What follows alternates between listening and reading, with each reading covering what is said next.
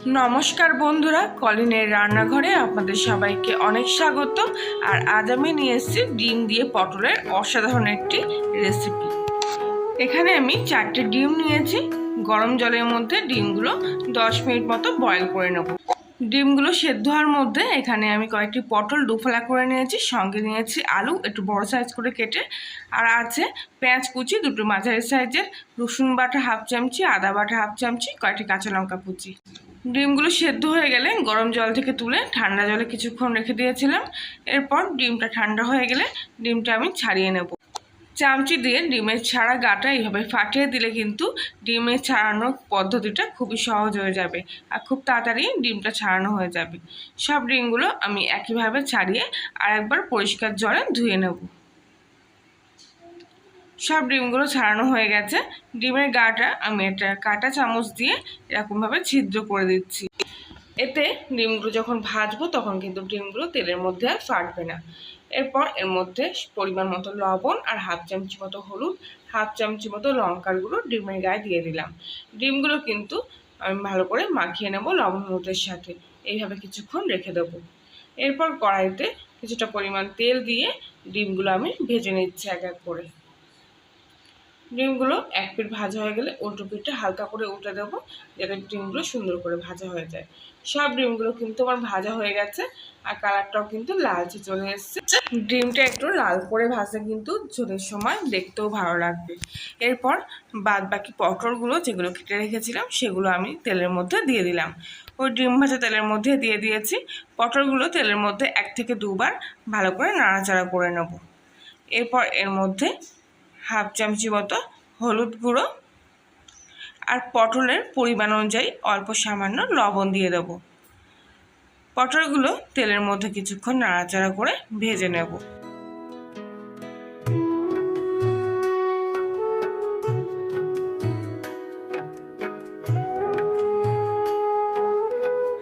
কিছুক্ষণ পর দেখুন পটলগুলো ভাজা হয়ে গেছে।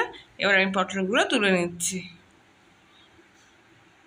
এরপর কেটে রাখা আলুগুলোও কিন্তু আমি একইভাবে ভেজে নেব পটলের মতো। এর মধ্যেও সামান্য হলুদ আর সামান্য লবণ দিয়ে ভাজবো, যাতে কালারটা কিন্তু আর স্বাদটা খুবই ভালো আসে। আলু পটল আলাদা করে ভেজে নিচ্ছি, কেননা পটল কিন্তু না ভাজলে কাঁচা পটলের তরকারি একদমই ভালো লাগবে না, আর তার সঙ্গে আলুগুলো ভাজলে কিন্তু টেস্টটা আরও বেড়ে যাবে। সুতরাং আলু পটল দুটোই ভেজে নিতে হবে। আর ভাজা পটল আলুগুলো এবার আমি তুলে নিচ্ছি। এরপর কড়াইতে আরও তেল যোগ করে ওর মধ্যে গোটা শুকনো লঙ্কা আর গোটা সাদা জিরে ফোড়ন দিয়ে দিলাম। এরপর এর মধ্যে কেটে রাখা পেঁয়াজের কুচিগুলো দিয়ে ভালো করে কিছুক্ষণ ভেজে নেব। পেঁয়াজের কালার চলে আসা অবধি কিছুক্ষণ অপেক্ষা করব। এখানে আমি আদা রসুনের পেস্টটা দিয়ে দিয়েছিলাম, কিন্তু কোনো কারণবশত সেই ভিডিওটা ওঠেনি। তা আপনারা একটু দয়া করে বুঝে নেবেন যে আদা রসুনের পেস্টটা কিন্তু আমি দিয়ে তারপরে সামান্য ভাজা ভাজা হয়ে গেলে আর তার সঙ্গে একটু সামান্য জল দিয়ে আমি মশলাটা কিন্তু কষে নিচ্ছি। এরপর এর মধ্যে আমি হাফ চামচি হলুদ গুঁড়ো, হাফ চামচি ধনিয়া গুঁড়ো আর দিয়ে দিচ্ছি হাফ চামচি মতো জিরের গুঁড়ো। পরিমাণ মতো লবণ দিয়ে দেব। মশলাগুলো সব কিছু দেওয়া হয়ে গেলে, যেহেতু জল আমি আগের থেকে দিয়ে রেখেছিলাম, আর এখন দিচ্ছি হাফ চামচি মতো লঙ্কার গুঁড়ো। সব কিছু দিয়ে কিন্তু আমি ভালো করে মশলাটা জল দিয়ে একটু কষিয়ে নেব। মশলা কষার সময় জল দিয়ে কষলে কিন্তু মশলা কষাটা ভালো হয় আর পাকটাও কিন্তু খুব ভালো আসে। এইভাবে কিছুক্ষণ আমি মশলাটা কষবো যতক্ষণ না মশলার গায়ে থেকে তেল ছেড়ে দিচ্ছে।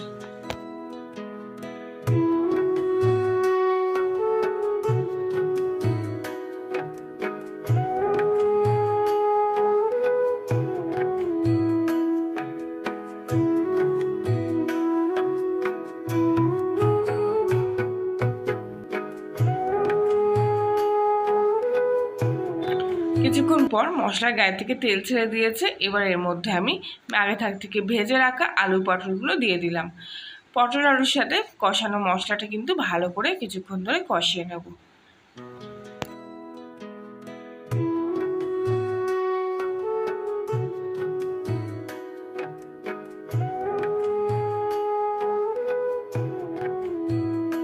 এরপর আলু পটলের মধ্যে আমি ডিমগুলোও দিয়ে দিচ্ছি, দিয়ে আরও 1 মিনিট ভালো করে কষিয়ে নিচ্ছি।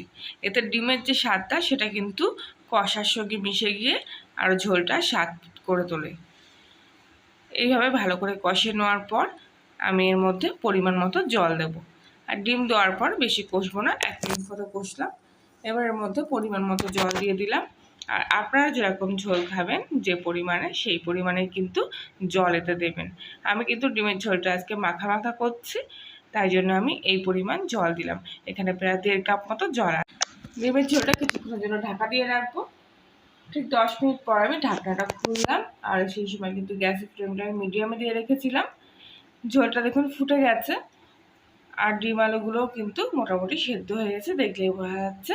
এবার আমি এর মধ্যে 1/2 চামচ মতো গরম মশলা দিয়ে দেবো। রান্না কিন্তু আমার একদমই প্রায় শেষের দিকে চলে এসছে। এবার গ্যাসটা হাই ফ্লেমে দিয়ে আরও 1 মিনিট কিছুক্ষণের জন্য ফুটিয়ে নেব। এতে কিন্তু ঝোলের স্বাদটা বেড়ে যায়। কিছুক্ষণ পর গ্যাসটা আবার অফ করে দেবো, আর রান্নাটা কিছুক্ষণের জন্য রেস্টে রেখে দেবো।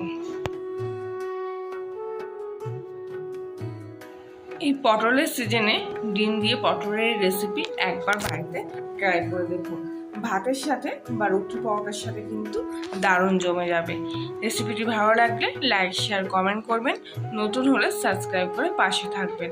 আজকের মতো এখানেই, আবার দেখা হচ্ছে অন্য একদিন নতুন কোনো রেসিপির সাথে। আর ততক্ষণ সবাই ভালো থাকবেন, সুস্থ থাকবেন, সাবধানে থাকবেন।